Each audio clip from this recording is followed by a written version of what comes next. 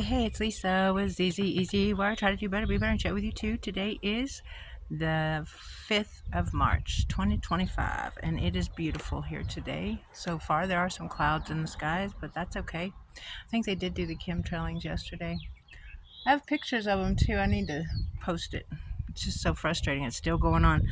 But I am here today to read in the Apocrypha and the wisdom of Sirach, chapter 2, which there is only 18 verses, so that should go fast. The word for the day is dight, D-I-G-H-T, another word I have not heard of. And dight means to dress or adorn. An example is, for their co-worker's birthday, they decided to dight her desk with colorful flowers. Or, the warm weather calls for one to dight themselves in cool, light fabrics. Dight. Have you ever heard that word? I have not. D-I-G-H-T. Dight.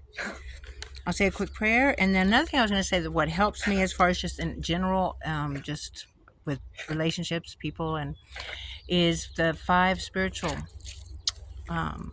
the five spiritual rules. One is to make your word impeccable. Two is to not take anything personally, because a lot of times when people like snap at you or something, it has nothing to do with you. It has everything to do with them and what's going on in their life. So if we just generally don't take anything personally, then our life's easier, as well as not to assume. Assume is something we all do. I think naturally we assume that somebody's not answering the phone because they're mad at us, or we assume the negative. We need to assume the positive. If we must assume, which I think most of us do, we need to assume the positive. Oh, she probably lost her phone, or she's probably not looked at her phone for a long time, or whatever, because that's usually the case, and then that would save us a lot of problems. And then the fourth one is to do everything you do with your best. Make it your best, everything you do, because we are doing it for the Lord anyway, and then I added the five, because those are from a book I read, and I can't remember the guy's name, but he's a popular person that wrote the 4 spiritual laws. But anyway, I added the 5th one, which was to follow the golden rule. Treat people the way you want to be treated. It seems so easy and common sense, but common sense doesn't grow in everyone's backyard, I've noticed. Anyway, dear Father, thank you for this wonderful day. Thank you for all that you continue to do for us and guide us and direct us. Thank you for the fresh grace and the pure enjoyment we get of knowing you are our Father and you are keeping us safe and out of harm's way. Please continue to watch over those that come to this channel and bless them and their families. Help us unite as like-minded people, and help us stand strong, and grant us the serenity to accept the things we cannot change, and the courage to change the things we can, and the wisdom to know the difference. In your lovely name, Jesus Christ, amen. Amen. Amen. All right, so chapter 2 in the wisdom of Sirach in the Apocrypha. Let me get my glasses, even though I can see out here. It's just I can see better with these. Okay. My child, if you come to serve the Lord, prepare yourself to be tried. Set your heart right and be firm, and do not be hasty when things go against you. Hold fast to him and do not forsake him, so that you may be honored when your life ends. Accept whatever happens to you, and be patient in humiliating vicissitudes. For gold is tested with fire, and men who are approved must be tested in the furnace of humiliation.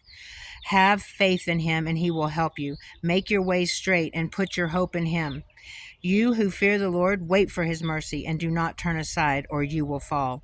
You who fear the Lord, have faith in him, and you will not lose your reward. And who fear the Lord, hope for his blessings, and for everlasting joy and mercy.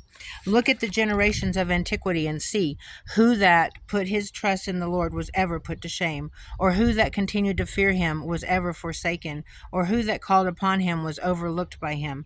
For the Lord is merciful and has pity, and forgives sins and delivers in times of affliction.